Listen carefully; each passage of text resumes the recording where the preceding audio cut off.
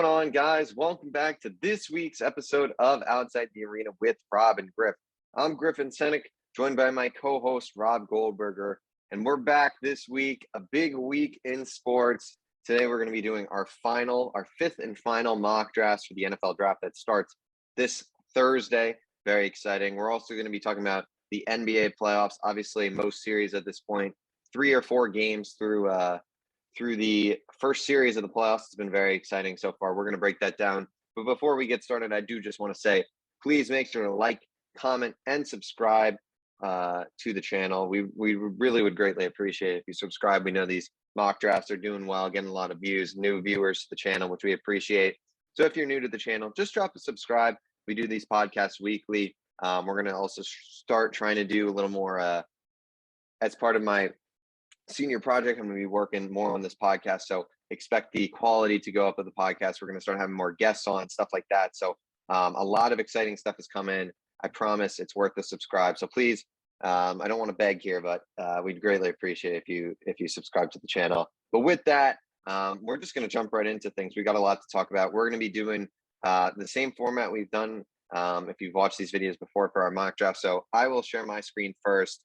And, we're just going to jump right into it. Obviously, the draft is this Thursday. So, we will next week, obviously, break down whatever happens the first round, see what happens, anything surprising, which I'm sure there will be. With that, the first overall selection, I think it's just at this point, I want to try and get it so I can use my stinking. Okay, there we go. Got it. Aiden Hutchinson. I feel like we've talked about this. I think he's the best player at this point. I don't know if he's the best player, honestly, but at this point, this is what I think is going to happen. And I think at this point, this guy is, for most teams, the consensus top guy. So Aiden Hutchinson to Jacksonville. Number 2, I'm sticking with the same thing that I've been having. It's Trayvon Walker. I think his stock at this moment is through the roof. I think these teams really like him. I think they like his intangibles. I think he'll go to Detroit, who is, I think needs to go for a pass rusher. They took, obviously, Penny Sewell last year with the first-round pick. So I think that essentially eliminates them taking a tackle here. I mean, I've heard that there's buzz of Derek Stingley going top 3. I don't think that will happen. I think that would be pure insanity and idiotic, especially for Detroit after taking Jeff Okudah, 2 years ago at this point. So I think Trayvon Walker will be the pick here. Number 3, Houston. Same top 3 for me, Kevin Kwanu. I think this guy, I honestly think Evan Neal might be better, but this is kind of a similar thing that, we've kept talking about as we've done these mock drafts. Like, these guys' stocks just go through the roof. These teams blow these guys up. I think Kwanu is a very talented player and very well may be the best tackle in this class. I like what I've seen from Evan Neal a little bit more, but I think Kwanu goes to the Texans. And then this is where things get interesting. Number 4, the New York Jets. I've varied this pick a lot. I've had Kyle Hamilton here. I've had Garrett Wilson last week.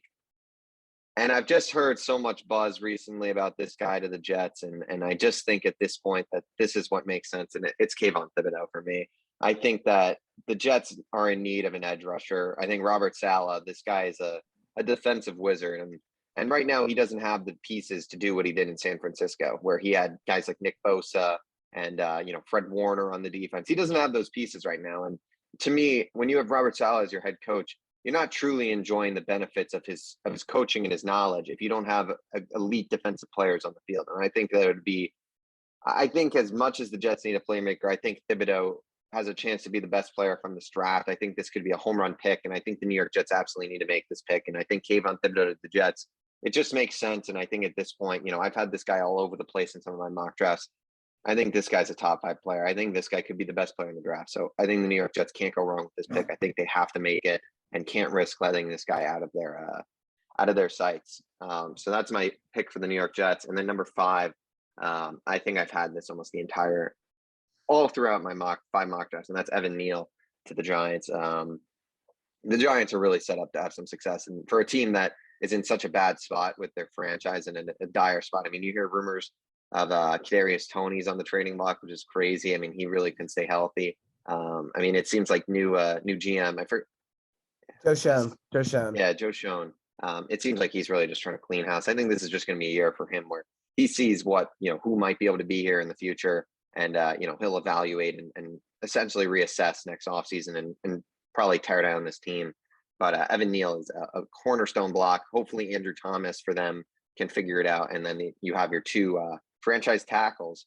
I mean, two top 5 tackles. You got to hit on both those picks. And Evan Neal, I think, is a pretty reliable bet. I don't think this is Andrew Thomas where it's a reach in this case. I think Evan Neal arguably could be the number 1 pick in this draft. Yeah, I agree. I just don't know if anything's reliable for the New York Giants anymore. That is true. But it's a new era. You got Brian Daboll as the head coach, Joe Schoen as the GM. Yeah, we'll see what happens. But I will stop my share and let you give your first 10. Fortunately, I can't have as dramatic of a reveal as you because there's some. But so here's my top 5. Okay.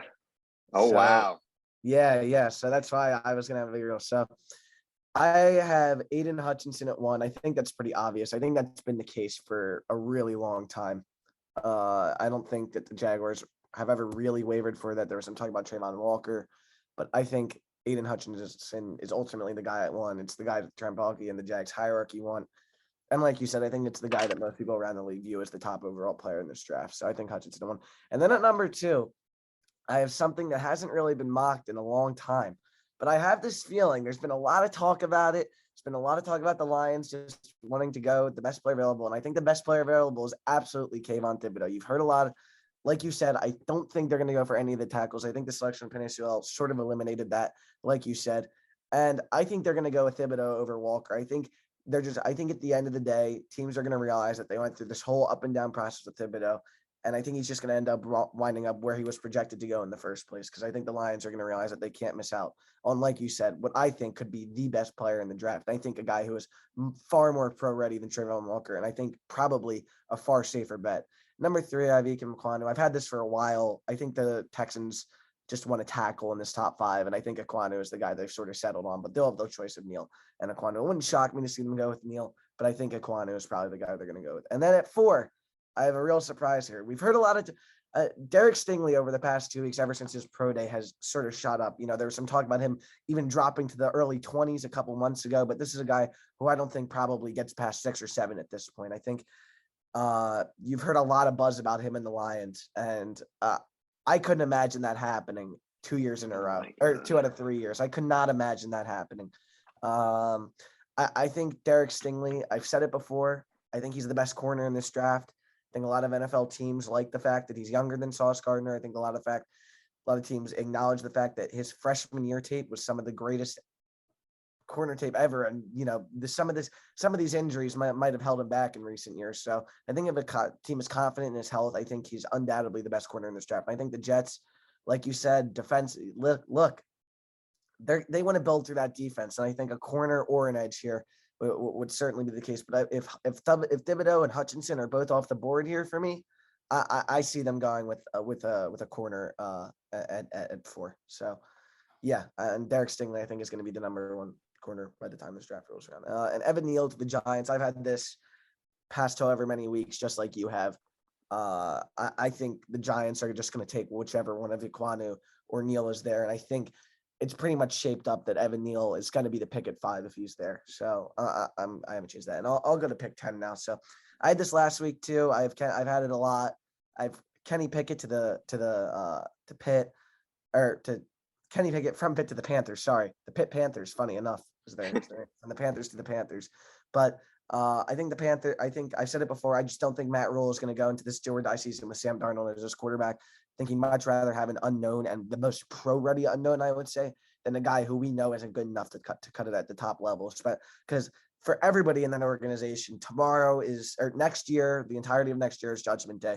Because, you know, you could even see Matt Rule gone by week 9 or 10 if the Panthers don't substantially improve playing 2 other not pretty weak teams in that division. So we'll see. I mean, I think I just see Pickett. I think Pickett has sort of established himself as the clear-cut quarterback 1 in this class. Malik Willis had his time a little bit at the top, but I think Kenny Pickett is that guy now, and I think he's going to be the 6th overall pick for the Panthers. At 7, I think this is where Trayvon Walker's fall stops. Which is crazy to say. I think a couple months ago he would have been thrilled to go at pick number 7. But yeah, I think the Giants are just going to try to, like you said, just go to a complete rebuild, and they're going to try to rebuild through those trenches. And the Giants are going to be awful for a long time. They have time to sit there and watch Trayvon Walker develop. Like you said, I just think you said this is going to be a complete organizational teardown. Like, it wouldn't be surprise me to see, Saquon Barkley out of there in a year or two. It really wouldn't. I think this is probably Daniel Jones last year. They're going to give him a year to evaluate him. I don't think he's all that. And I think Trayvon Walker is, the NFL has sort of just said that he's going to be, one of the top 7 or 8 picks because that, like you said, they believe in this guy's physical ability and intangibles. And even though he didn't rack up the stats at Georgia, they think that his physical tools can turn him into, potentially one of the best edge rushers in the NFL. I don't see it over Hutchinson and Thibodeau, and that's why I have them in the top 2 here. But yeah. And so I actually have a massive trade up here. I'm sorry, I still can't activate trades, but I have a massive trade up here. I have the Packers trading their 2 firsts and a second and a third for this first and Atlanta second. And I have them trading up to select Garrett Wilson here, the Packers. I think they're going to go up and get the number 1 receiver in this draft. I think. Wow. I think they need a replacement for A-Rod, and they need a replacement for Devontae for A-Rod. And I think they're going to go up and get Garrett Wilson. I don't know how much they necessarily believe in the rest of these receivers at the bottom of the first round, because a lot of them, these are guys that could go anywhere from the end of the first to the beginning of the third. So it's like, do we really, I just don't know how confident these guys in the NFL, because to me, the names are shifting so constantly at the back end of that first round that it tells me that the Packers really aren't in love with any of those players. And I think Aaron Rodgers is going to be pushing to get them, number 1 target after Adams left. And I think Garrett Wilson is going to end up being that guy. And I think they have 2 first-round picks. They have the ammo to do it. I doubt it'll happen, but if it does, I'll look like a genius. So. And then at number 9, I actually have a little bit of a surprise pick here, a little bit of a deviation from what I've had the past couple of weeks. I got Sauce Gardner. I think the Seahawks, I've had him, going way before this Seahawks pick in my last few mock drafts. I think, I don't know. I think this is going to be a best player available type deal for Seattle. I understand, they've liked Charles Cross a lot. I've had him going there. It still wouldn't be surprised me if he's going there, but I think, that defense and that secondary especially really needs to be badly rebuilt. And I think Sauce Gardner is going to be obviously one of the first steps to taking there, maybe reestablishing that Legion of Boom out there in Seattle. So I'm going to go with Sauce Gardner. Pete Carroll.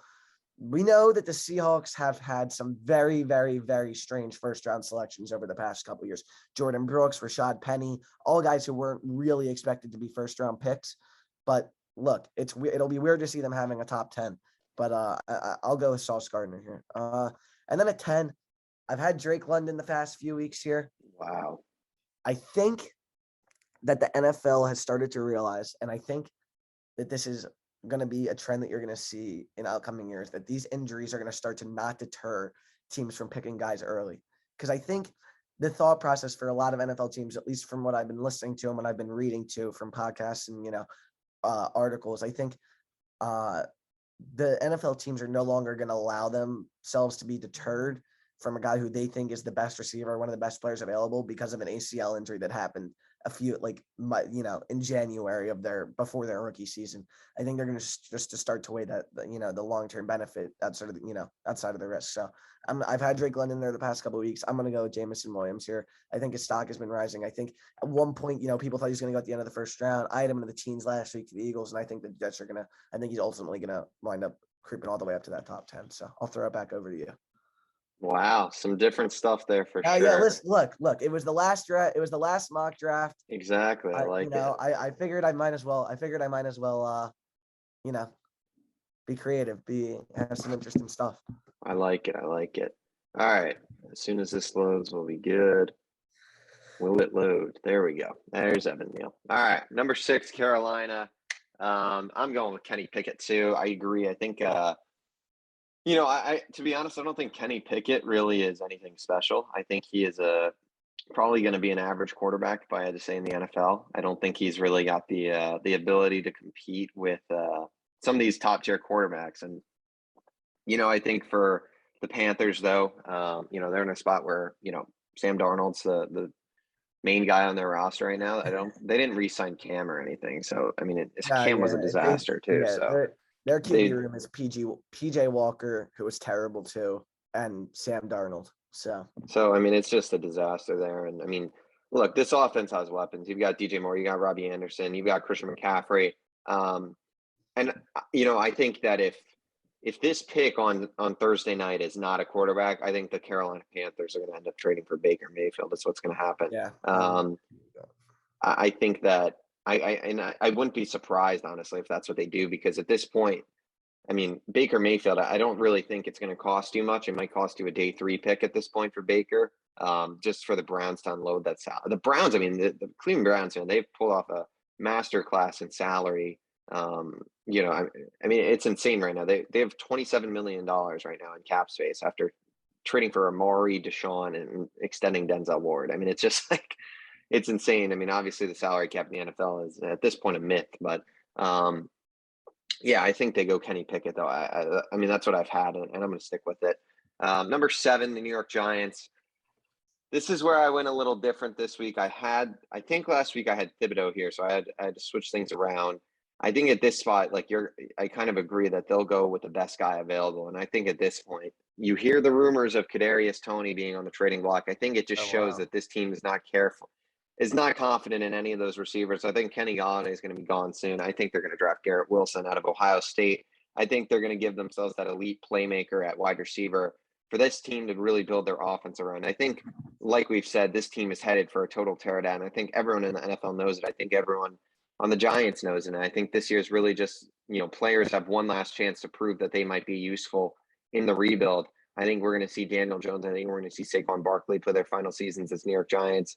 Sterling Shepard probably out the door soon. Kadarius Toney, it seems like, might be out the door. And to me, at this point, this team would need a wide receiver. I don't think that wide receiver room, I think they've got some guys there, but it's just nothing special at this point. I think Garrett Wilson would be something special for them and just give you that playmaker on offense for whoever's the quarterback next season.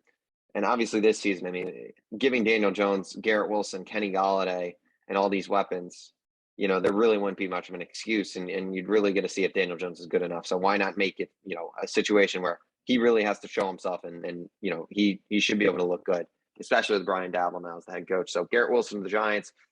Number 8, this is another pick that I'm switching things up this week. I've had Atlanta going wide receiver ever since the Calvin Ridley suspension, and then not bringing back Russell Gage.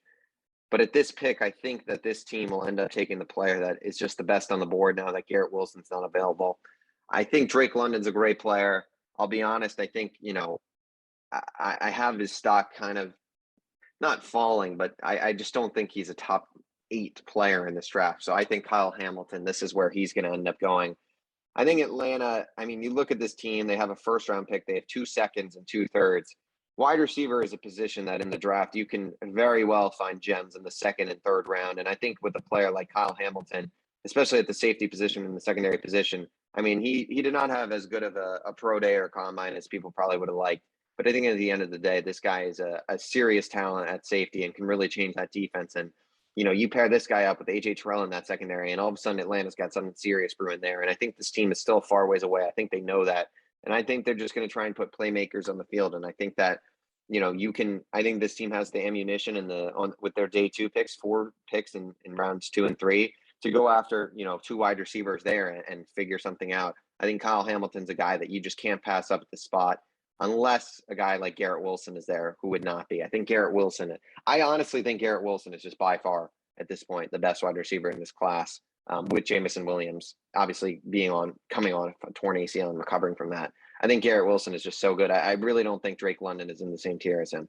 So I think Kyle Hamilton goes here. Number 9, you kind of touched on it. Seahawks like Charles Cross, and that's what I ultimately think is going to happen. I think, Sauce Gardner would be interesting, but the Seahawks are just in such a bad spot right now that I just think picking a guy like Sauce Gardner just keeps setting you back, because if you miss on that pick, it's just like a disaster at this point. I think Sauce Gardner is going to be a very good player, but I just think this team desperately has needed O-line help for so long, and I think Charles Cross is a guy who's going to help you. He's going to really serve as a huge help at tackle. And look, this team, Seattle is they are a long ways away from competing, it seems, at this point. Who knows what's going to happen there. I'm still surprised they haven't traded a guy like a Tyler Lockett or even DK Metcalf, and they're just really trying to tear things down.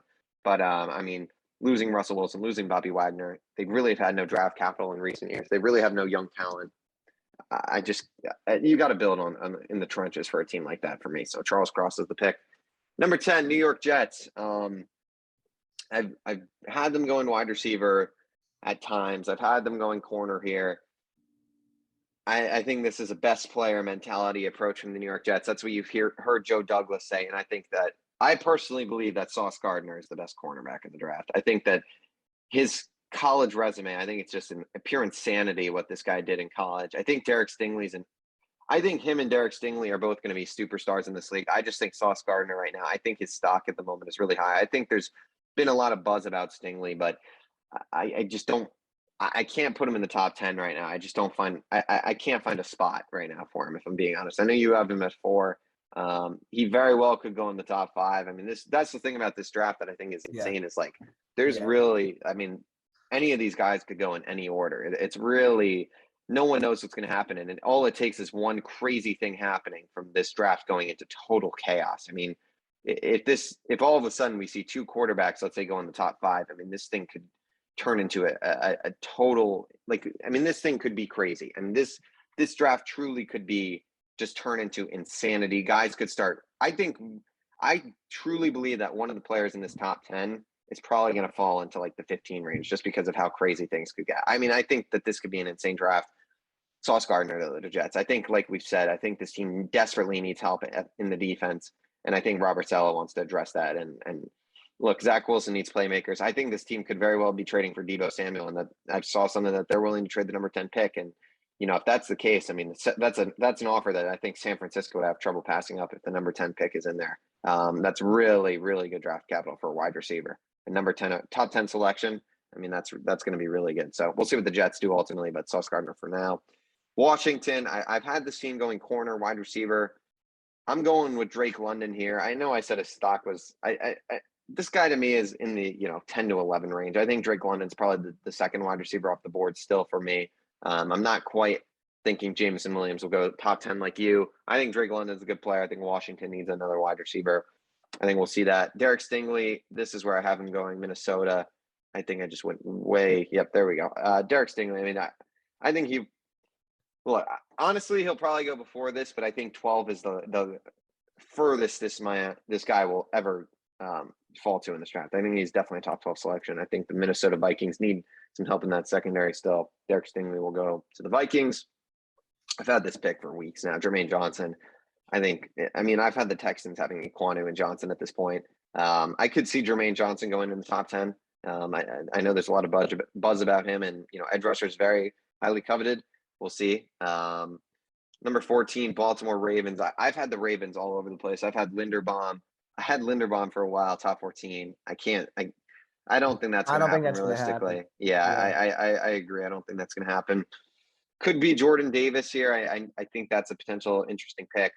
I'm going with Chris Olave, though. I think that this team still needs help at wide receiver. I think Marquise Brown is good, but I just don't think he's that number 1 wide receiver. I think you give Lamar Jackson, Chris Olave, paired with Mark Andrews, Marquise Brown, J.K. Dobbins coming back. I think with this offense could really be something special. And And then number 15, Philadelphia. I have them going Jameson Williams. I think Jameson Williams is definitely going to go in the top 15. I agree. His stock has definitely risen from what it was a few weeks or a month ago at this point. I think he is a top 15 player.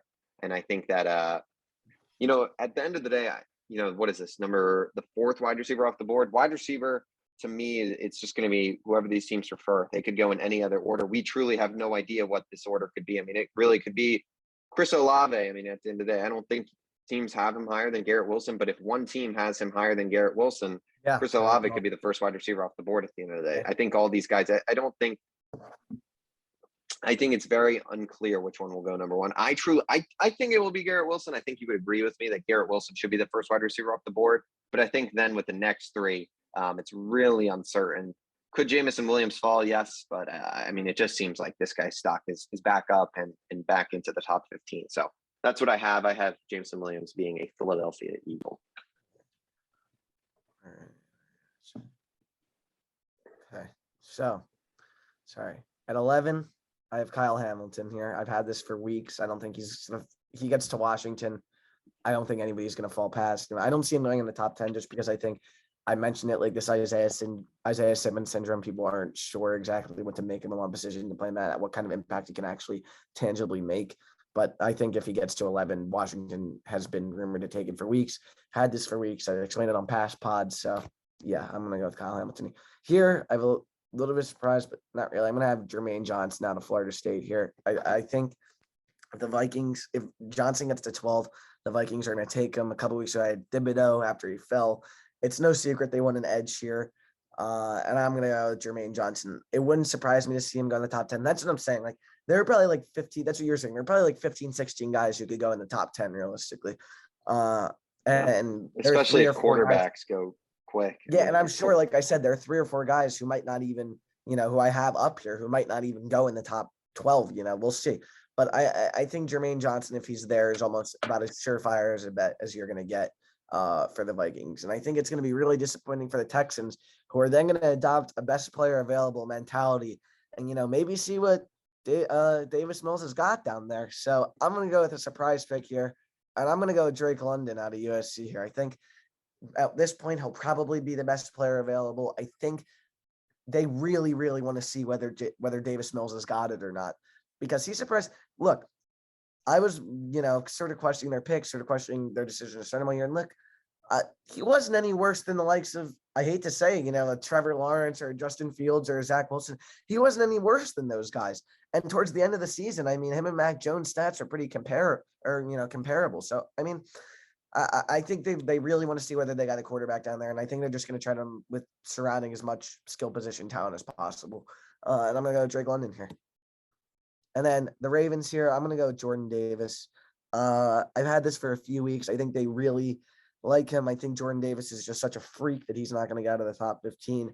The Ravens desperately need interior line help. Devontae Wyatt could be another possible selection here, but I'm going to go with Jordan Davis here.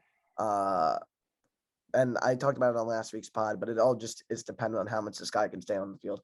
Because if he can even be, two down guy, he's going to be one of the most impactful players in the National Football League, because he's an athletic freak.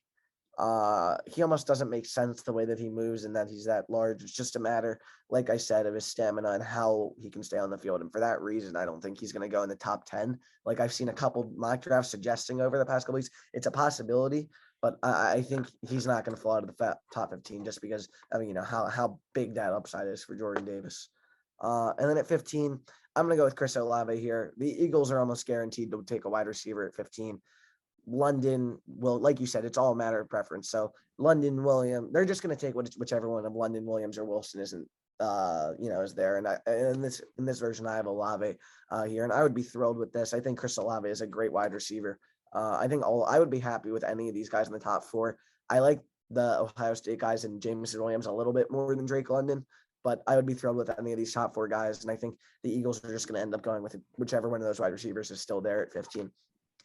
And then here at 16, I have Malik Willis. I had him at 19 last week. I think the Saints are just going to sit there and take him at 16 for fear of somebody, maybe making a trade with the Chargers. So I'm going to go with Malik Willis at 16 here. I think, it's a good opportunity. It's a good place for him to sit back and learn from Jameis Winston. Sit for a year. He's really probably not an NFL ready quarterback year one at all. This might not be a guy we're talking about as a first round pick in a lot of other years, but I think just because, like you said, in the QB economy we're in, there's going to be, guys pushed up every year. And I think Malik Willis could even go in the top 10, but I don't really see it. And I'm going to go with the Saints taking him at 16. At the Chargers are going to be absolutely thrilled with this pick, considering a lot of people had him in the top 10. He could still definitely go in the top 10, but I'm going to go with Charles Cross out of Mississippi State. I've had Trevor Penning here. It's no secret that the Chargers really want another tackle to help protect Justin Herbert, and they could be getting what a lot of people think is one of the best players in this draft. And the Chargers sitting here at 17, I kind of didn't have a place for him to go in the top 10 after I sort of mocked Sauce to the Seahawks, but I have him falling to the Chargers here, and I think this is going to be a no-brainer if he's there. And I think based on the way this played out, I think it's very possible. So we'll see. And then at 18 for the Eagles, I think it's almost certain that they're going to go wide receiver and corner, I think. And last week I had Andrew Booth. This week I have Trent McDuffie, whose stock seems to have risen out marginally in these past couple of days. So I'm going to go with either McDuffie or Booth here. And I'm going to go, I finalized my pick with Trent McDuffie, but it wouldn't be surprising to see either of these two guys here. And I think you're going to just end up seeing a corner from the Birds with their second pick. And then at 19, I have, maybe the Saints started building their offensive core, foundational core here with Penning and Willis in the first round. You've seen a lot of rumors that Trevor Penning could potentially fall out of the first round. A lot of teams don't like him these past couple weeks, but I think he might slip out of the top 10 or out of the top 15, but I don't see him getting past the New Orleans Saints at 19. I think they want a tackle here. I think they're going to use one of these two picks on a tackle. And I think if Trevor Penning is there, he's going to be one of them. And then at number 20, I had it last week too. I think this is almost makes too much sense for the Pittsburgh Steelers. It's going to be Desmond Ridder. And that's going to be the third QB taken in the top 20. All these, like Griff has said, like I've said, all of these guys could be top 10 picks. All three of them. And you've heard a lot of buzz about Sam Howell now too in this past week. But yeah, if it wouldn't surprise me to see the Steelers move up, but I think Ridder is actually going to sneak to 20 here. And I think the Steelers really like him a lot. They've sort of telegraphed that. It's sort of become obvious these past couple of weeks. A lot of teams have pegged Desmond Ridder as the most pro-ready quarterback, as the guy who had to run the most complicated offense in college, which is just funny because he went to the smallest school. But but Desmond Ridder at 20 is going to be another no-brainer for the Pittsburgh Steelers if he's there. It's just a matter for me of whether they're going to have to move up. In this draft, I don't have them moving up in my five. So yeah. All right, Desmond Ridder to 20. Interesting.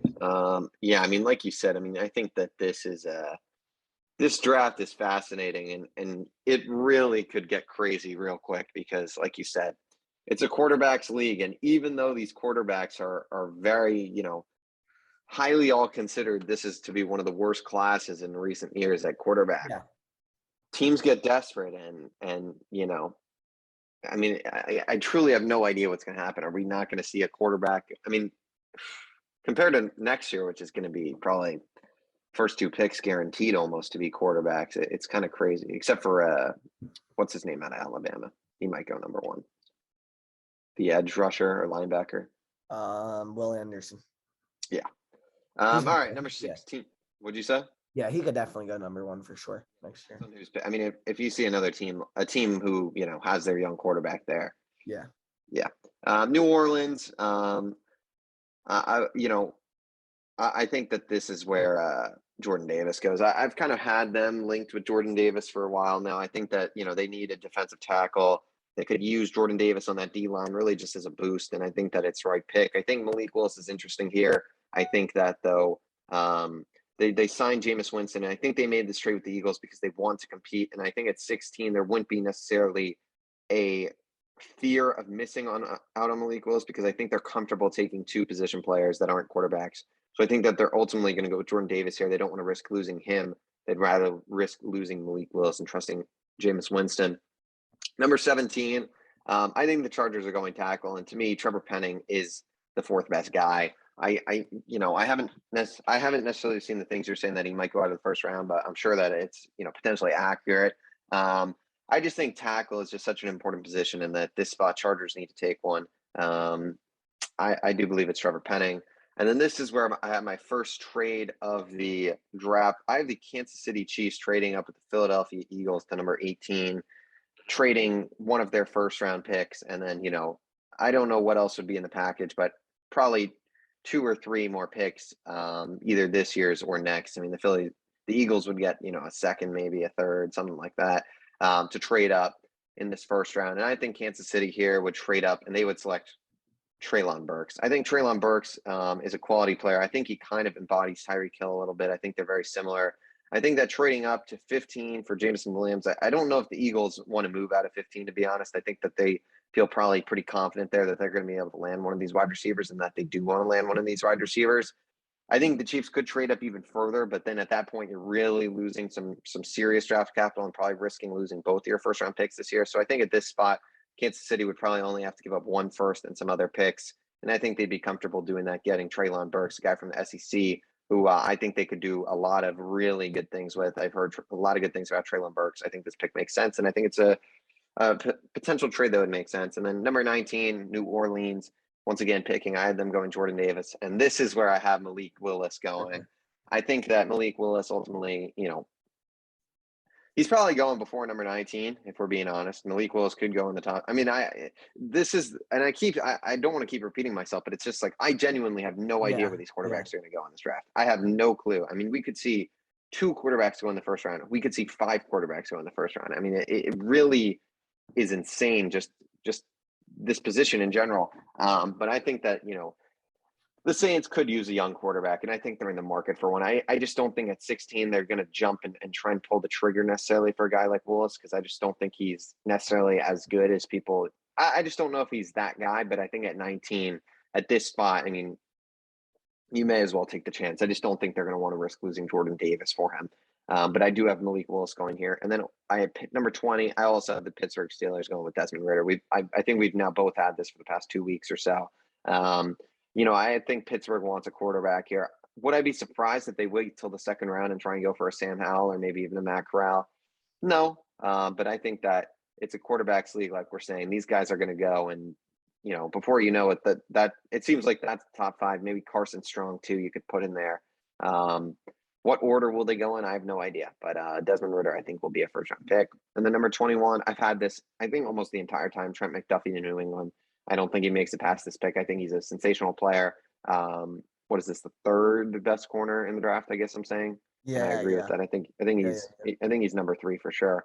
22, I have the Green Bay Packers going with George Karlaftis. I think this guy's stock is on the rise a little bit. I think he's a really good player. I think he could honestly end up going in the top 15, top 20. I think he's a heck of a player, heck of a defensive end, and that's a position of need, I think, for the Packers after losing a guy like Zadarius Smith. I think it would be a good add. I've had them going guard, but I think Karlaftis makes a lot of sense. 23, Andrew Booth Jr. I think Arizona. I've said they've needed a cornerback. I still feel that way. So I'm going to give them Andrew Booth Jr., who I think is, like you said, right up there with McDuffie. It seems like there's the top 2 with Sauce Gardner and Derek Stingley, and then you kind of got that next tier of guys like McDuffie, Andrew Booth, maybe Kyer Lem in there too. 24, I have the Dallas Cowboys going with Tyler Linderbaum. I think it's a pick that makes sense. I think this interior O-line, I mean, Zach Martin's been hurt a lot. They've lost some guys on that offensive line, and I think Linderbaum really gives you some flexibility. He can play center, a position, that this team, ever since, what was his, Travis Frederick, I believe, correct, was their old center? Yeah, correct. Yeah, so ever since he retired, I mean, they haven't had their necessarily franchise guy there. Linderbaum could definitely give you that, or he could play guard too, whatever you need. Obviously, that Dallas O-line just at this point has a history of getting injured, so Linderbaum would be a nice safe bet. And then at 25, I have the Buffalo Bills going with Kyer Lem. I think it is pretty well known that this team wants a cornerback to go opposite Trey White, and I think Kyer Lem will be the pick here. So that is my top 25. All right. And I'll just take us. I'll just go till the end of my pick now, or my I should say. Yeah. Okay. So, right. Okay. 21. I have the Patriots going with Devin Lloyd. I think there's been a lot of buzz about this in the past couple of days. I think Patriots need a linebacker. I think Bill loves his linebackers in the first round. Obviously, had Dante Hightower as the anchor of that defense for a million years. And I think Devin Lloyd, he had a little bit of a rise, a little bit of a fall where people thought he was going to go. And I think it's still very possible, maybe even in the beginning of the second round or the late first round. But I think the Patriots are going to take a linebacker here. And I think it could be Dean or Lloyd. And I think Lloyd is ultimately going to end up being the guy at 21. 22, remember, this is actually the Falcons pick. So I have the Falcons going with a wide receiver, a worse wide receiver, but a wide receiver. And just getting Jahan Dotson here. And I think they're just going to be happy with Jahan Dotson and that added draft capital. I think the Falcons will be. And then Cardinals, I agree with you. I do think they need a corner, but I do think they also need edge rushing after letting Chandler Jones go. So I think they're going to go George Karlaftis here. I think Boy Mafia could be the pick for Minnesota, but I don't think a team is going to. I had him early. I was on it early. Love Boy Mafia. Dude, I like him. He's one of my guys, but I don't know. I think a team is going to be skeptical to take him that early. So I'm going to go with George Karlaftis at 23. And And then at 24, I also have them going on. And I think the Cowboys also need some interior line help, or they do need some interior line help. But I see Zion Johnson going here. I think that he has solidified himself over Tyler Linderbaum in the past couple of weeks. So I think Zion Johnson is going to be the guy for the Cowboys at 24. And if not Johnson, Linderbaum. But I agree that they're going to go with some interior offensive line help. At 25, I think this is going to be secondary either way. I had Dax Hill going to the Pats at 21 last week, but I have him going 25 this week. I just kind of think, I think they're either going to go with a corner or safety, and I think they just need secondary help. And I think Dax Hill is just going to end up being the guy if McDuffie is taken, because that's the rumor that they really like McDuffie. I could see Andrew Booth Jr. here too, but I'm going to go Daxton Hill. At 26, I think this is where Tyler Linderbaum's fall finally stops. I think the Titans really want some interior offensive line help. They obviously have the tackle solidified, but I think they really do need some interior line help. And I think they're just going to try to keep stacking that offense up out, because they're kind of, I don't know if I want to say that they're stuck with Ryan Tannehill, because he's not a bad quarterback, and he really only had one terrible game last year. And it happened. I don't know. I think it they're happened stuck with. But my thing is, like, they are stuck with Ryan Tannehill, and I think they're just going to try to make the offense around him as good as they can while they're stuck with him. And I think Tyler Linderbaum is just going to be one of those guys that they can slot in day one, play a couple positions, and just help solidify that offense. So yeah, I think real quick before you move on, because the Titans is an interesting thing, and it's like we've talked about this idea of the quarterbacking level in the NFL right now, and I just don't think Ryan Tannehill is at that level, and I think that's the problem with him. And I think Ryan Tannehill, like you said, like he's a solid quarterback. He's won games for them. He's done, the Tennessee Titans last year with the 1 seed. Like he can win games. Like he is not a bad quarterback by any means. But in the playoffs, I mean, I just don't think he compares to these other guys in the AFC at the moment. And we'll see. I mean, it's just tough. It's a very tough quarterbacking time in the NFL, because we're seeing teams realize that, hey, our guy's not good enough right now to win a Super Bowl. We need to make a move. And is Ryan Tannehill good enough to win a Super Bowl? I would say no, and I'd assume you'd say probably the same thing. Yeah, I agree. But in the meantime, I think they're just going to try to do everything that they can. Yeah. And then at 27, here's where I have Andrew Booth Jr. going. I think it makes almost a little too much sense for the Buccaneers. They need secondary help. Their guys were dropping like flies last year. They had very little depth in that secondary, and it really came back to bite them in the playoffs. And I think Andrew Booth Jr. is just going to be back there to help provide some depth for the Bucs. They're going for the Super Bowl this year. They're not too focused on the infusion of youth, but I think that lack of secondary depth really came back to bite them because at a certain point, all of their guys in the secondary were down. All of their corners were down. Sean Murphy Bunting was hurt. Jamel Dean was hurt. And they don't really have, solid guys past those two corners. And I think Andrew Booth Jr. Carlton Davis too.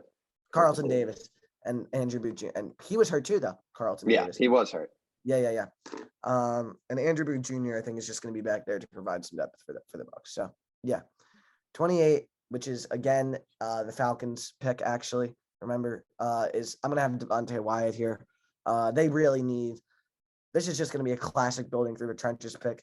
I think Devontae Wyatt at this point is probably the best player available. It would actually shock me to see him fall this far, but I kind of just didn't have a place for him as I got on, and I figured, the Falcons really, really, really just need help in the trenches. Help. I mean, one of the worst rush defenses in the league last year, one of the worst offensive lines in the league last year. Their first round pick last year, Jalen Mayfield, was an offensive guard. He was a total disaster. I think they're just going to try to go build the trenches through the other way, and I think they're going to go with Devontae Wyatt here. So yeah. And then here is where I have Treylon Burks. I didn't have them trading up for him like you did. I just had him falling. And I think Treylon Burks is the pick here. Absolutely, if he is at 29. If he is at 29, this is about as no-brainer as it gets for the Kansas City Chiefs, because they're going to take a wide receiver. Treylon Burks is the 5th best wide receiver in this draft. Yeah, I think it's as simple as that. And here's where I have Boy Mafe going. Chiefs need some edge help. And I think he's going to go at the back end of the first round, because I think teams really like his up. This is another guy. This is almost like a Trayvon Walker light type of thing, where he's a guy who didn't produce a ton in college, but they love his measurables. They love his intangibles, these NFL guys. And I think he's going to be at the back end of the first round. I've had this pick for a couple weeks running now. So, yeah. At 31, I'm going to have Kenyon Green. I've had a lot of interior offensive line help for the Bengals for a while. I had Linderbaum past couple weeks, but I have Kenyon Green going here. And I think that the Bengals, if one of Green or Linderbaum are there, are going with them. And I think Kenyon Green actually is a very good shot of going here. So I'm going to go with Kenyon Green. And then at the end of this first round, I have a huge surprise, but it's been talked about a lot in these past couple weeks.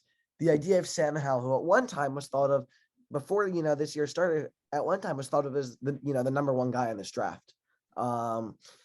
Obviously had a very disappointing season for UNC. This is the first mock draft of mine he's appeared in. And I think this is going to be a bet that the Lions are willing to take at 32. I had Ritter here a couple weeks ago, but Ritter, obviously, I think his stock has improved. I think it's going to be very hard for the Lions to get him at 32. And I think they're going to walk out of this first round with a quarterback either way. And I think Sam Howell is going to end up being that guy. And he's sort of shot up sort of from maybe a mid-second round pick to sort of creeping into that back into the first round. And I think the Lions are going to take a bet on him. So, yeah. Interesting. Sam Howell, quarterback, Detroit Lions. Interesting. All right, so I'll share my last 7 or so picks, I believe. 26. I have 4 quarterbacks going in the first round. Quarterbacks. Okay, very interesting. I have Zion Johnson going to the Tennessee Titans. I agree with you that this team needs help in the O-line, specifically at the interior of that O-line.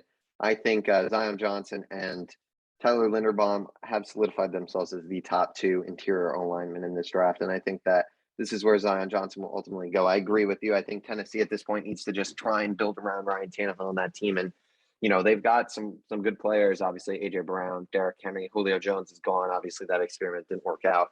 But Zion Johnson, I think, would be a very quality selection here. 27, I have the New York Jets trading up with the Tampa Bay Buccaneers and selecting Breece Hall out of Iowa State. Bit of a surprising move, but I think the Jets have shown to be aggressive. They've got draft capital. I think first round running back, Breece Hall. Look, I think last year we saw that, running backs at the end of the day, I don't think teams like to take them at this point. And it's interesting because a few years ago, I was actually talking about it to someone the other day that, a few years ago, you saw obviously Leonard Fournette go top 5, Zeke Elliott was number 4, Saquon Barkley at number 2.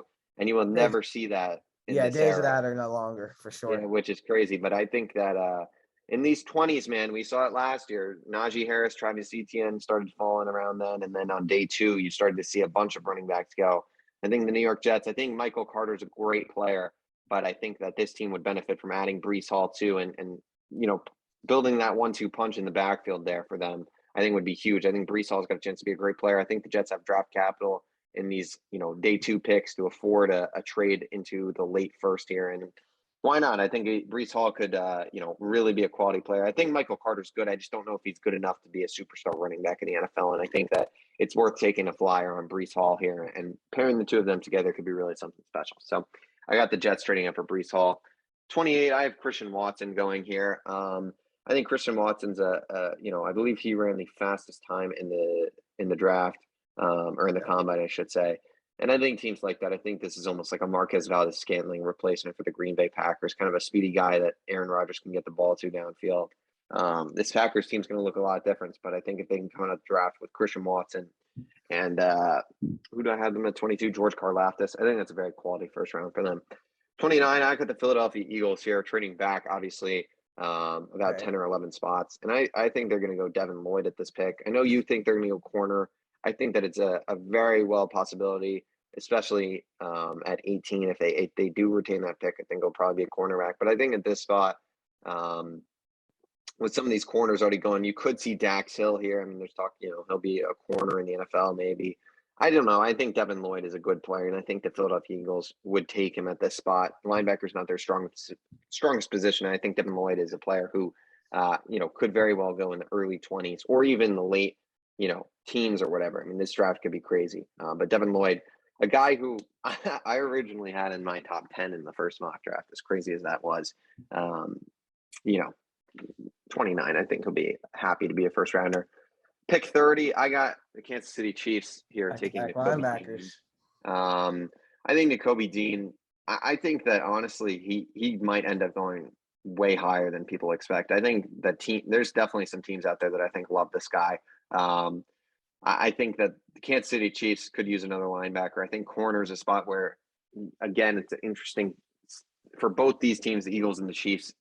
I think they're both in need of corners. I just think at this spot, I don't love any of the corners going here. I think they'd probably take a flyer on one of these linebackers and try and improve in corner later. So Nakobe Dean here, 31. I got the Cincy Bengals taking Jalen Petra out of Peter, whatever, how do you ever pronounce that name, out of Baylor. Kid I don't really know much about, but I think Cincy wants another corner, and I think that this is a pick that makes sense for them. And, a good player. And then at 32, I have the Detroit Lions taking Daxton Hill. A lot of, some corners at the end of this draft, a lot of corners in this first round for me, but I think Daxton Hill, I think Detroit, I've had them going quarter. It's an absolutely stacked corner draft. It absolutely stacked. It is. And I've had Detroit going quarterback here for a long time. But the reason I don't have them going quarterback here is I believe that, do they own the 34th pick in the draft? Yeah, I think they do.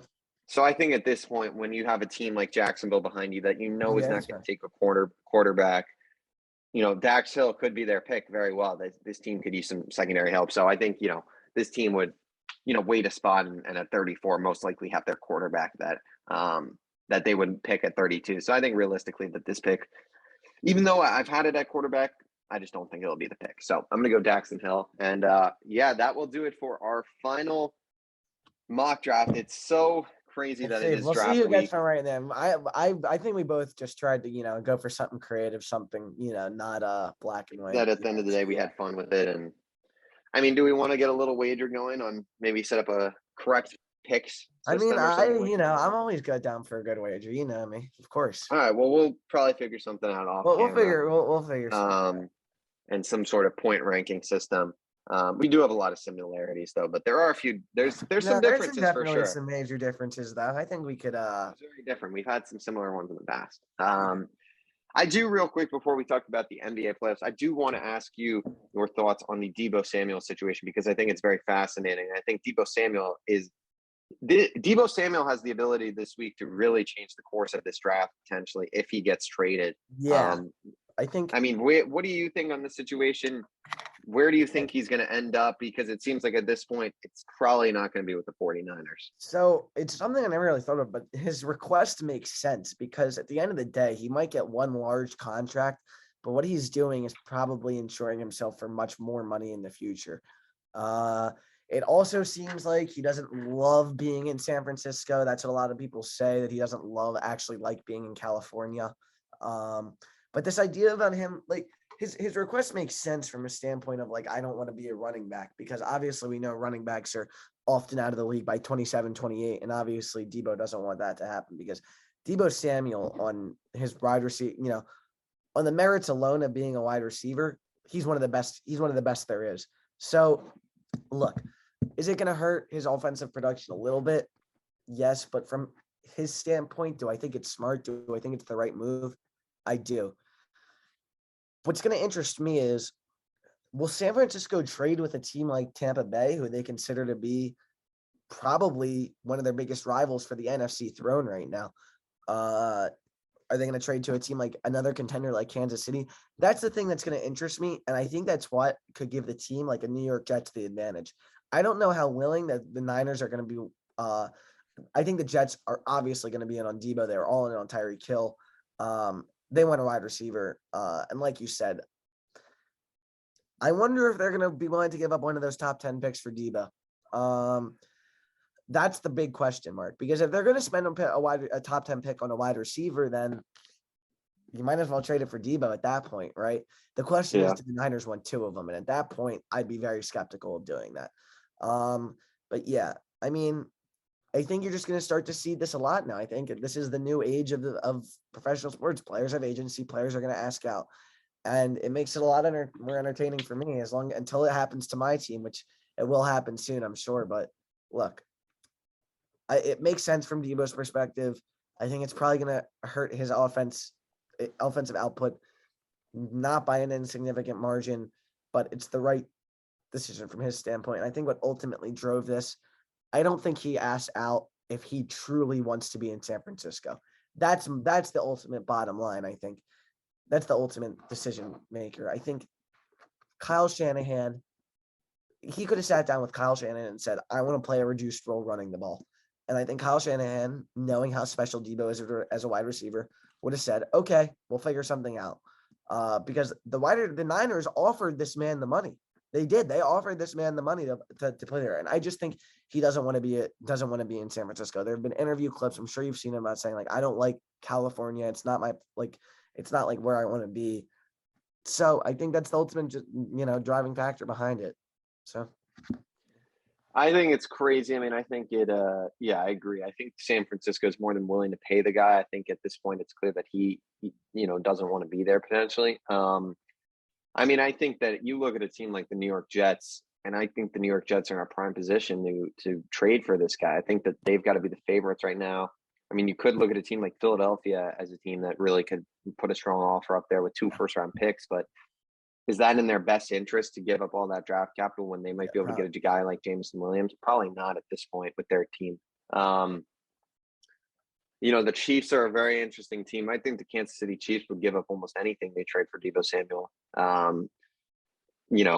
Will that happen? I don't know. You could look at the Colts, but they don't really have the ammunition. I mean, I think the Jets have to be favorites because right now, no team that's in this competition, besides probably the Eagles, I guess, for him, have the ability to really give whatever. And I think the New York Jets, I mean, I think that I've heard reports they're willing to give up pick 10. I think pick 4 needs to be off limits. I think that they need to make that selection no matter what, essentially. I think that pick 10 is interesting. If you have to give it up, you have to give it up. But, I mean, if the New York Jets can find a way to give up, I think the New York Jets, let me look up their draft real quick. I just want to see their full list of selections for this year. Draft. Sorry.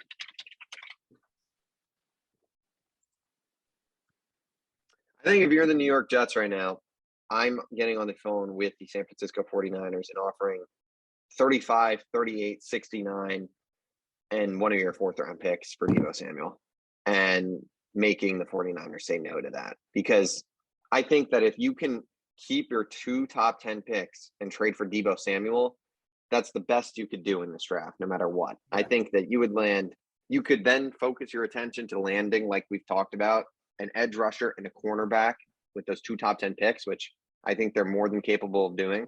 And then I think you land the best playmaker you would get in the draft regardless in Devo Samuel, a top 10 wide receiver already.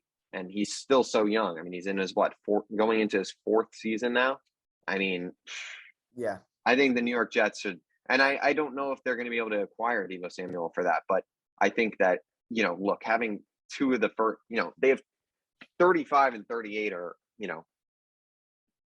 second rounders. So I think that helps. And I mean, I would trade right now besides your first 2 rounders, your next 4 picks for Devo Samuel. I think 35, 38, 69, 111. And you make the 49ers say no to, yeah. And it is a lot, but I mean, I think that if you put that on the table, you just make the 49ers say no to that, because I think that's a very tough offer to pass up for a team like the 49ers without a 1st-round pick. They do have some holes to fill. That's a really good haul for them. Even though it's not a 1st-round pick, you would get 2 early seconds. And in this draft, how deep it is, it really could be a big haul. I mean, you could land David Ojabo most likely with one of those picks potentially, who on that defense would be a scary, scary sight. So I don't know. I think the New York Jets are in a very good position. What the haul ultimately will be, I'm very curious to see. Or if the 49ers even trade him, they might say, no, we're not trading him. And I mean, it's going to be a very interesting situation for sure. Yeah. Yeah. All right. With that, we will move over to the NBA. Right now, I mean, the Bucks are closing out. They've got a minute left. They'll win. So they're going to be up 3-1. But I mean, this has been a very interesting NBA playoffs, to say the least, so far. I mean, Boston up 3-0. It looks like absolutely crazy. Yeah. Let's talk about the Brooklyn Nets. The Brooklyn Nets, I think at this point, seems like they could be using a certain playmaker right now, who wore the number 13, don't they? It seems like who they could be missing. That team. All right, I'm gonna go on a rant about Ben Simmons now. Oh God, Ben Simmons. If you ever see this, and I hope you do, you are the biggest fraud to ever walk this planet. You know what?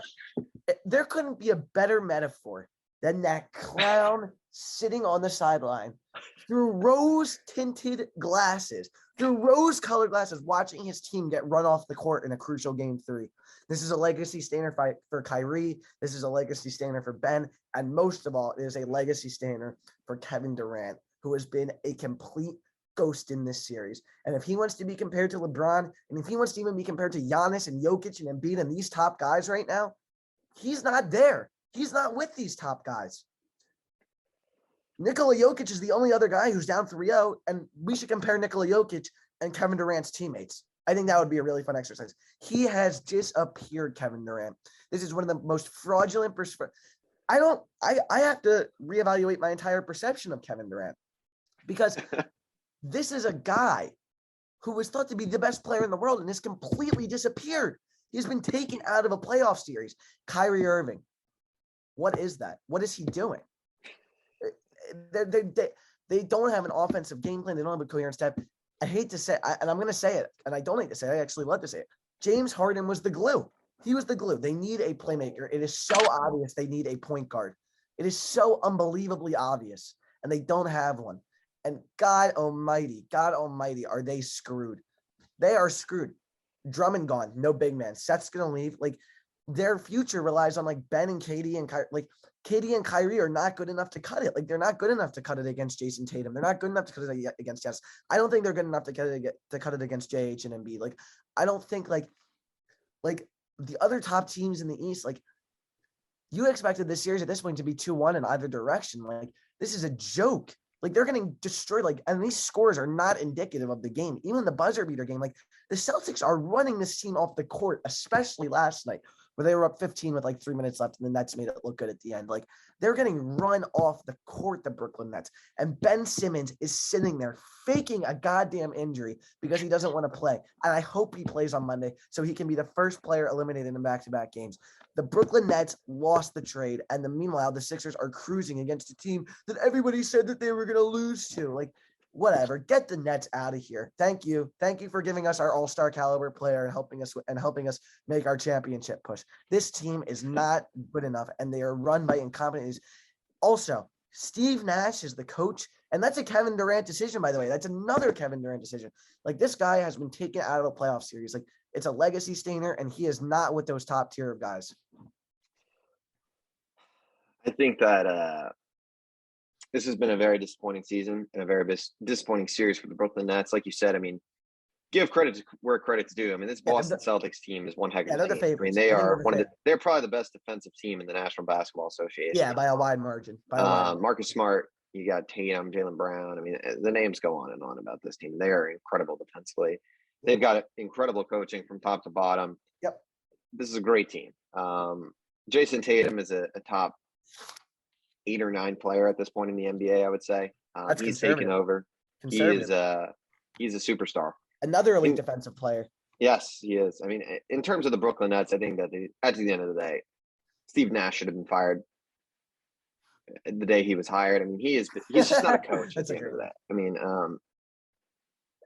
they've got no game plan out there. And look, I think that Kevin Durant and Kyrie Irving, sure, they've played bad and they've disappeared at times in this series. And absolutely they are put partly to blame, fully to blame for this demise. But I think let me just interject for 1 second. I think what makes it so painful is that the Nets role guys stepped up. And I think if you had said that, then a lot of people would have picked the Nets to win this series. But sorry, continue. I just think that with Steve Nash as the head coach right now, there's just no plans. I mean, there's just not they're just not prepared for this series and for this team for how good they are defensively. They're not running anything. There's no game plan. There's no plays that they're able to function. I mean, they're just out there playing essentially. I think Ben Simmons, I mean, at this point, I don't even know if I'd bother playing him. I mean, I think this series is over. I don't think Ben Simmons at this point, he's probably going to be on a minutes restriction as it is because he hasn't played all year. But at this point, I mean, if he plays, you can't put Ben Simmons in there for 15 minutes if he's going to play. You have to play. Like, he's just got to play the whole game at this point. Katie and Kyrie, I mean, I know you can't play these guys the whole game, but, like, they got to suck it up. Katie missed, like, 2 minutes yesterday. Like, yeah, I mean, they're going to be playing these games. And, man, another disappointment. I mean, we'll see what happens in the offseason, obviously, with Brooklyn. I mean, I do want to touch on your 76ers here real quick. I mean, I'm going to be honest. I think that the 76ers are in a weird spot because obviously Toronto, I mean, they're playing a good series, but Embiid now has got this thumb issue. I mean, I think I'm they're not in a worried really, about the thumb issue. It's not a Sixers playoff run until the Embiid injury comes up. well, it's not a Sixers playoff run until they get eliminated. And I think that unfortunately is what they're headed towards. They're gonna. I think that they're gonna beat whoever of Miami and Atlanta comes I out. think that they probably will beat Miami. I think that the Boston Celtics or the Milwaukee Bucks are going to be going to the NBA Finals. I think that the Celtics are just so strong. Like, I think the defense is it's so. I mean, we are seeing what they're doing, and obviously, Joel Embiid would be a very interesting, and even Giannis. I mean, those are two. These are very different players. Those are the two. Yeah, I'm in agreement. I think those are the two guys where it's like, can these be the guys that can solve the Bucks defense, like the Celtics defense? Like, to me, it's just very hard for a Celtics team, and they're the East favorites. Don't get me wrong; they're the NBA favorites. Them and the Warriors, I think, are probably the two clear-cut favorites as of right now. Don't get me wrong; like, the Celtics are great, but it's so hard to beat a team or to beat teams where it goes Nets, Bucks, Sixers. Like, that's a very hard playoff run. Like, they're going to be physically dealing with Giannis and Embiid back-to-back and stuff. And I do want to touch on this Miami Atlanta series for a second. We'll touch on that. Sorry. I just want to jump in. I think that if I'm being honest, I think that the Milwaukee Bucks are just such a tough team, and I think that I do believe that they're going to be in the finals. And I think Giannis Antetokounmpo is just. I think he's just too good. I think he's a level above everyone. I think he is. I don't think it's possible to stop Giannis. I don't think there's a player in the NBA that can stop him. I really don't. I think we're going to see this Boston. I think this Boston Bucks series at this point is going to be very fascinating. I think for the Sixers I would be honest in saying that I think they would probably want the Bucks to win that series because I think that if you look at the Celtics, I think the Celtics, James Harden, I think would become a non-factor like we've seen Kyrie and KD almost become. I think that series would heavily rely on the play of Joel Embiid. Heavily. He would have to be sensational, I think, for them to beat the Boston Celtics. Whereas I think against the Bucks, I think we could still see. I mean, obviously the Bucks are a good defensive team. I think James Harden, though, and the Bucks probably pose a bit of a tougher time for Joel Embiid. But I think that. I think there's no doubt. I would rather have the Bucks than the Celtics because I think the Celtics. The issue with the Celtics is that how do you even beat them? Because I think the other issue is like how good actually is Brooklyn, because like if Brooklyn turns out that they were actually just really bad, like then this just turns into a 2 seed running over a 7 seed, like that's what it turns into. But the thing with Milwaukee is that I don't believe in them at all, and I think their ring was completely fraudulent. But like that's a whole nother story. Like I just don't believe in Milwaukee at all. I don't think they're that good. Like. Their ring isn't fraudulent, though. No rings are fraudulent, but except for the Raptors. Sorry. I think Boston is much better than Milwaukee. Like, I think Milwaukee probably has the best defense for Giannis in the NBA. Giannis and Embiid. Like, I think Robert Williams is that guy. Like, he is that guy as a defender. And them getting him back and him seemingly not losing a step is crazy to me. And that's what makes me even more miffed about this Ben Simmons thing is, like, what is keeping him out this long? Like this back thing, I don't know. But I think like the Celtics are just pose a nightmare matchup for anybody. And I think the Celtics Warriors finals matchup, because that's my prediction as of right now. The Celtics Warriors finals matchup is going to be great. And I think it is going to end up being a Sixers Celtics Eastern Conference final. And I would probably say Celtics and 6 would be my official prediction. But I think like this idea of James Harden being completely neutralized, I would actually say like that series outcome depends on whether James Harden can get going. Like the thing to me is the Sixers have not gotten out of second gear against the Raptors outside of like the end of game 3. Like they're much superior to the Raptors, which is why I understand what you were saying about like this idea of like the Sixers cruising doesn't really move you. And like, I just think like it's so tough to play the Nets and the Bucks back to back. and then have a team who's played like the Raptors and the Heat, who I think are just like far inferior to those two teams. Because I think that the Sixers would honestly dispose of the Heat in like 5 games. Like I think that the Heat are terrible. They don't have a 1A. It could Like, be the Heat don't Atlanta. have. I mean, that series is not over yet. That's what I'm saying. Like, I'm tempted to pick Atlanta in that series, to be honest, because Atlanta should have won game 2. It all depends on Trae Young. It all depends on Trae Young. Trae Young's performance at the end of game 2, or at the end of game 3, was unbelievable. He had 10 points in the final 3 minutes. Obviously, then when he's on, it's literally impossible to stop him when he's on. And look, the Heat are missing Kyle Lowry at this stage. I don't think he's going to play game 4, which is huge. If Atlanta takes this game 4, man, it's huge for the Sixers either way, because they're going to get a week off if Atlanta wins this and they close out tomorrow night, because then it's a best of 3 series, right? So we'll see. I think Atlanta or Miami, I think neither of those teams can seriously compete for the East. But to me, the Celtics are so strong, I don't realistically see anybody beating them. I like the Milwaukee Bucks, but in reality, I just think that the Celtics, it's going to be a great matchup, 2 great defensive teams, but JB and Jason Tatum are just unbelievable. Jason Tatum, as a defender, forget him being one of the best offensive players in the game, as a defender, has shut KD down. I mean, Jason Tatum has been worlds better than Kevin Durant this series, and it hasn't even been close. So I think the Celtics are unstoppable. They'd probably be my pick to win it all. It's so painful because they're really like the Sixers Cowboys for me, but it's like, it sucks. I got a Sixers Celtics Eastern Conference Finals, and I think the outcome of that completely depends on whether James Harden shows up. And for the Nets, they don't have a point guard to run that offense. That's what it is to me. Like, their coaching is suboptimal. Like, look at James Harden's. Ben 10's coming in to play point. Yeah. Ben and Drummond playing together. That should look really nice on the court. They should try to have Ben play center. That worked out really well for the Sixers. They should try to do that.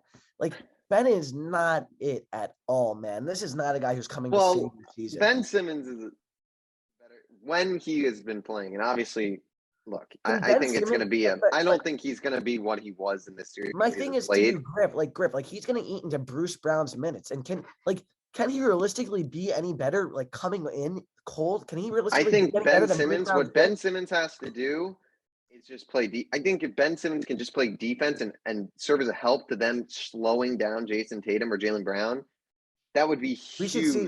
We should see what Ben's defense looks like without Joel Embiid backing him up in the paint. I said it last week. This dude, behind almost every elite perimeter defender, is an elite interior defender. Smart and Williams, Bridges, and Ayton.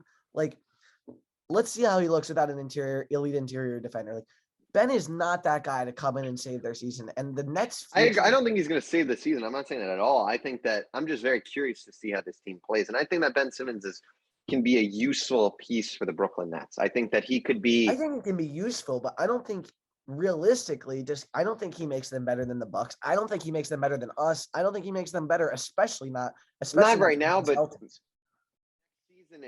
giving them a year to play together. I mean, who knows what it will look like? That, but at this point, they've never played together. That's the problem. At this point, they're not good enough. Like, one of them is inevitably going to have a 6 months injury. You have 3 guys who can't stay on the court. Yeah. Well, Kyrie's healthy. He's just. Yeah, but Kyrie is always hurt, though. Kyrie is always hurt. Outside of this year, it's like the first year he has played 11 seasons in the NBA, right? 4 of those seasons, he's played over 60 games. You have 3 guys who can't stay healthy, and that's what it is. And they built their team around that, and they got rid of James Harden. And you know what? James Harden was right to leave that walking reality show. Because that's what it is. It's a walking reality show. He left a walking reality show to a team that wants to win a championship. And I mean, that's what it is. He made the right decision. Whatever. All right, let's move on to the Western Conference. Yeah. I mean, the West at this point. I mean, I told you, man, the Timberwolves series was going to be a tight series. You're right. You're right. I told you about the Celtics, though, to be fair. You did. We both kind of, predicted something. I mean, look, you also were right about the Golden State Warriors. I think the Golden State Warriors at this point are the favorites. I mean, Phoenix right now with Devin Booker's injury, they might. I think that Pelican series is going to probably end up going to 6 or 7 games, to be realistic. I mean, tonight's obviously a huge game. Tonight is the big night, really, I think. the Pelicans. But obviously Denver, they're so banged up.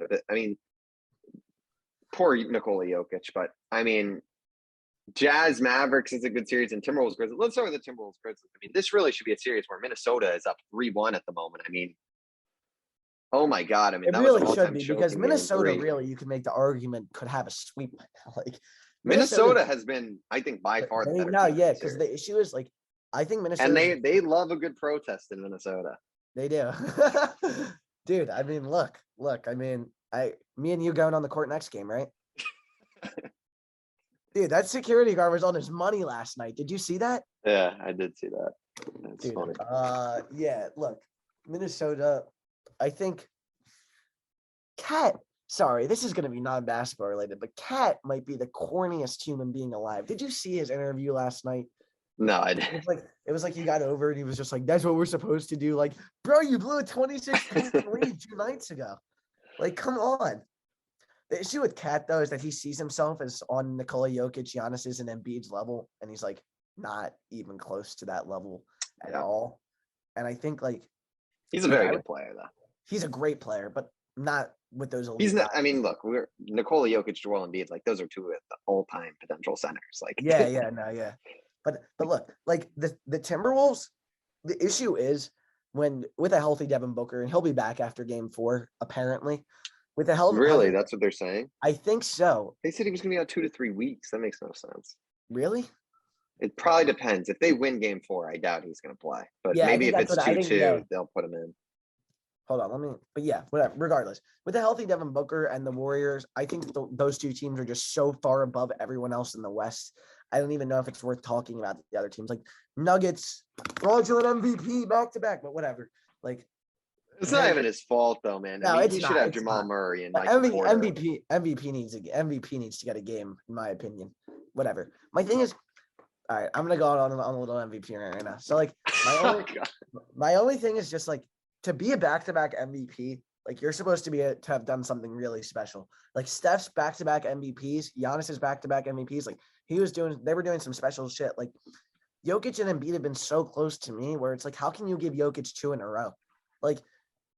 And KD made this point in his press conference the other day, and he was to be the back-to-back, he was I thought I should have been the back-to-back MVP in 13 and 14, which was one of the years LeBron's won it. But he was I understood that to be the back-to-back MVP, you have to be even better. You have to be essentially the god of basketball in your second year. And to me, Jokic didn't separate himself from Embiid enough for them to give it to Jokic for the second year in a row. I think this is Embiid's year. It's going to suck that all Embiid's going to have to show for one of the greatest seasons by a center. Shaq with a 3-point shot, as I like to call him, is all you're going to see is an all-NBA second team and an MVP runner-up. It is what it is, though. Look, Warriors and Suns are just a tier above everybody else in this conference. And look, Memphis is up and coming, but they're nowhere near that. They're nowhere near. And look, to me, the main culprit for Memphis not stepping up, John Morant has not been good in this series at all. Look, disrespect. It was disrespectful to compare this guy to Trae Young, because he is not on Trae Young's level. Trae Young is a proven playoff performer in tough environments. Desmond Bane has been the Grizzlies' best player. Desmond Bane is a player, man. Sensational, man. Yeah. Look. He's a stud. Him and Tyrese Maxey are the total steals of that draft class, both taken in the 20s in that draft class, which is pretty crazy to think about. But yeah, I think just the Grizzlies, what this series confirms to me is that Ja needs to take another leap, and that they probably need to make a move for another all-NBA caliber player in order to take that step towards competing with Golden State and Phoenix. Yeah, I said it at the beginning of when I was predicting the series. I just think Memphis was a regular season culprit, and I think that's what we've seen. I just don't think this team is good enough to seriously win in the playoffs. And I think what I like about Minnesota is I think they've just got that hard-fought mentality, and that they've got that. I think they believe in themselves more than any other team believes in themselves in these playoffs right now. I think that Minnesota truly believes that they can beat anyone, and at any given time that they can win a game. And I think that really can do something for you. I think that it really showed something. The way after they lost Game 3, blowing that huge lead, to come back and get a win the next game, I think it really shows something, because that is a loss where, as a team, you can just fold and say, "Oh, we weren't supposed to be here. We got in the play-in. We're done. The season's over." And to come back and win a close game like that, I think it really says something about the Timberwolves. I think, like you said, I mean, Desmond Bane has really been the only. I mean, he's been the thing that's kept the Grizzlies in this game. John Morant. I mean, I disagree with you. I think John Morant is. I mean, he's had a bad series, no doubt, and I don't think he's at that like you said, Trae Young level where Trae Young can win a playoff series by himself. He is that guy. John Morant's not that guy, but John Morant, I mean, he's a sensational player. He took a huge leap this year. But yes, Trae Young, I mean, I think Trae Young's one of the few players right now in the NBA that single-handedly can win a playoff series by himself. He is that good when he is on. The issue with Trae is, like, it all depends. When Kyle Lowry went out. Well, we saw game one what happened with Trae. Yeah, like, the issue with him is, like, he'll get hunted repeatedly on defense. And just as easily as he can shoot you back into a game, like, he'll take you out of it on defense is the only issue. But it's much easier to hide a player on defense than it is to step up on offense, which is why he's such a great player. I mean, Trae Young is just – I think Trae Young is – he owns the Sixers. I can't even say anything. He owns the Sixers, simply. And I mean, what he did to the Knicks. I mean, the Knicks were I don't think the Knicks were a good team last year, but just the way he just shut up everyone. I mean, I watched it live this year in the play-in. Like, this guy, when he in that first half was horrific. But when he is on, it's impossible to stop Trae Young. It is impossible. That's the craziest thing about Trae Young is that his mentality is he has the greatest mentality of anybody in the NBA. Because this is a guy who was something like 4 for 15 before the last 3 minutes, and he just decided, like, I'm going to start launching the ball, and it didn't, and he wouldn't miss, and he hit the game-winning shot. Like, that's that's the closer mentality. Like, that's what he believes in himself, no matter what's going on. That's like obviously to be like one of the best, to be a relief pitcher in Major League Baseball. That's the mentality you have to have. Like, that's like the mentality that he has. Like, this is a guy who will just come out and keep firing. And, like, to me, like, to bring it back to KD, like, I didn't see that from KD yesterday. Like, it looked like KD gave up. Like, it looked like he gave up midway through the fourth quarter. And it's something that, what's very impressive to me about this Hawks team is that they were leading the whole game, and they gave up a 21-0 run, and they were down 16, which is crazy to me. And they fought back. So I think this Hawks team can definitely win this series. Do I see them beating the Sixers? No, but I think this is definitely. I think that the Heat have a lot of question marks they have to answer because they don't have a true 1A as of right now. And I'm a big Jimmy guy, but at this stage of his career, he's a number 2 option. I know we've gone all over the place, and I think this can kind of be our final topic. I don't think we have to really get into the Jazz and Mavericks, but I think that, man, I really wish Trae Young had a true 1B option with him. I mean, if you gave Trae Young another superstar, Trae Young and Embiid together, Hawks would be in serious contention to win the East. I mean, you give this guy, like, I don't know what type of player, but, like, trying to think, like, a good like, even like maybe even like a Paul George or someone like that. Just someone who's like a really solid player. Man, that Atlanta Hawks team would be tough to beat, I think. Dude, because I mean, I think you also have to remember, like, Clint Capella is hurt right now.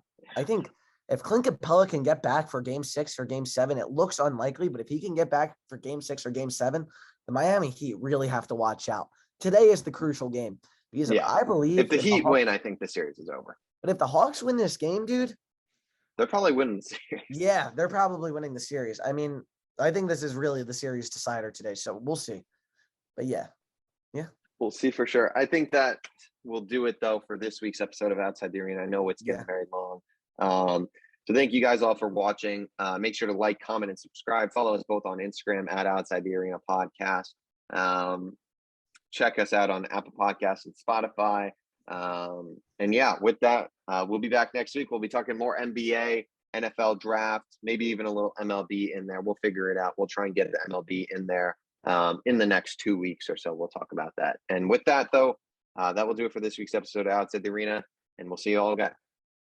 We'll see you guys all next week. Take it easy, guys.